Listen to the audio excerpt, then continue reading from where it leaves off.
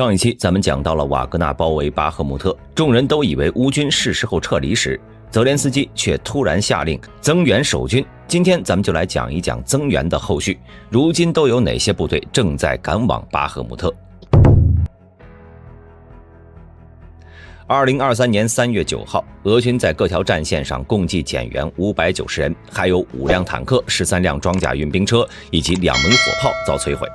这应当是去年12月以来俄军战损最低的一天。在焦点战场巴赫穆特，如今乌军已经在赫罗莫夫建立了一座临时桥梁，使道路再次恢复通行。在具体的战况上呢，亲俄媒体宣称，瓦格纳已经攻陷了巴赫穆特北部的杜博沃瓦西列夫卡全村。从瓦格纳发布的图片信息看呢，信息应当属实。不过大兵猜测，乌军可能是主动撤出了那里，因为俄军已经占据了高地，居高临下，继续打下去，乌军的伤亡只会更大。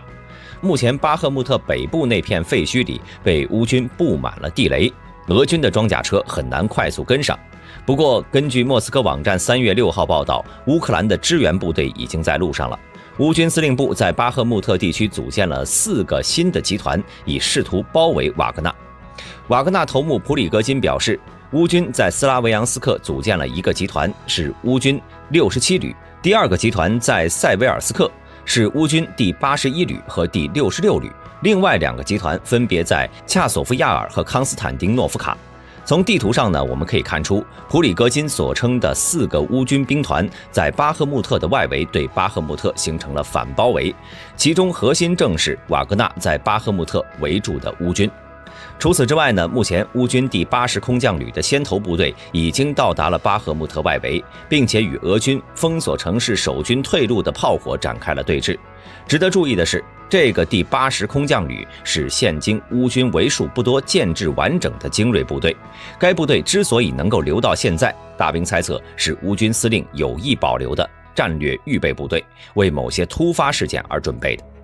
综上所述，可以得出如下判断：泽连斯基的增援令确实导致了巴赫穆特战局出现了新变化。如今在巴赫穆特，双方的空军虽然活动频繁，但是谁也没有取得制空权，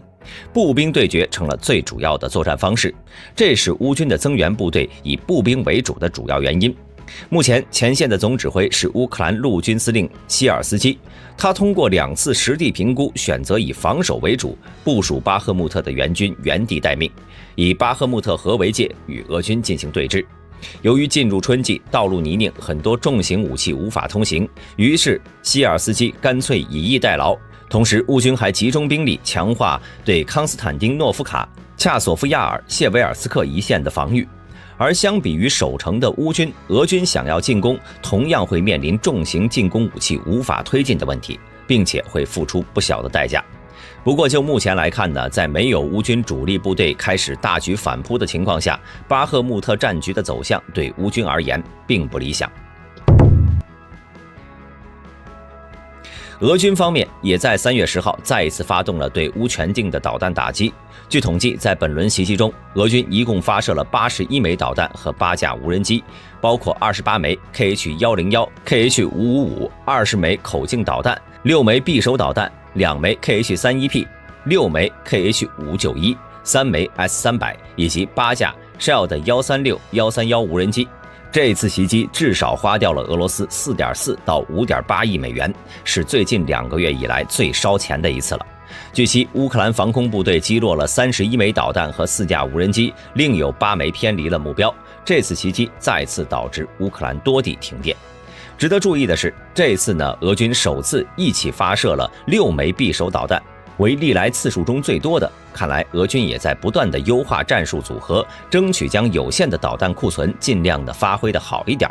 不过由于导弹的装药量偏低，即便一次击中几十颗，考虑到乌克兰境内众多的电网基建设施，这点数量呢还是远远不够摧垮整个乌克兰电网的。另外 ISW 报告说，为了打下巴赫穆特，俄军的空降部队越来越多的被调往那里，而瓦格纳也承认会继续将其最优秀的士兵投入战斗。不过打到现在，巴赫穆特战役已经严重削弱了瓦格纳集团最精锐的部队，使俄罗斯失去了最有效、最难以替代的突击部队。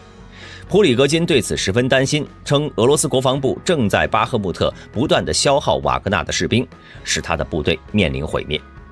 根据英国卫报记者报道，俄军在巴赫穆特伤亡人数已达3万人，他们的死亡人数甚至高于受伤人数。乌军顽强防守对俄军作战能力产生了巨大负面影响，并且极大恶化了其进一步发动进攻行动的能力。这就是乌军继续坚守巴赫穆特的最大意义。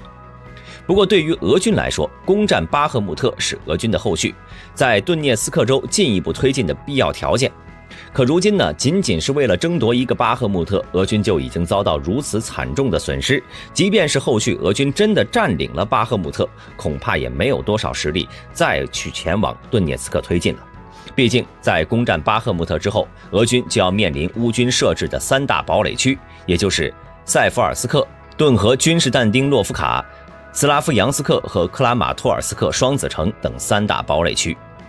乌克兰东部军区发言人表示，在过去的24小时，在巴赫穆特方向，俄军发动了130多次攻击行动。经过近9个月反复战斗，现在的巴赫穆特很大部分地区已经被炸成了焦土，几乎没有完好的房屋。从俄媒报道看，巴赫穆特南北2翼的俄军距离最终合围城内的1万多乌军已经距离不远了。显然，俄军为了防止乌军成功支援，明显在加快战斗节奏。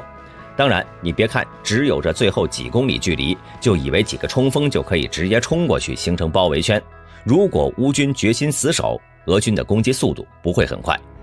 巴赫穆特这个地方在河西面呢是俄军控制区，俄军之前用了2个多月才夺取城西，而现在呢，乌军据守的城东地区更有利于防御，因为高地更多，楼房更多，非常适合打防御战。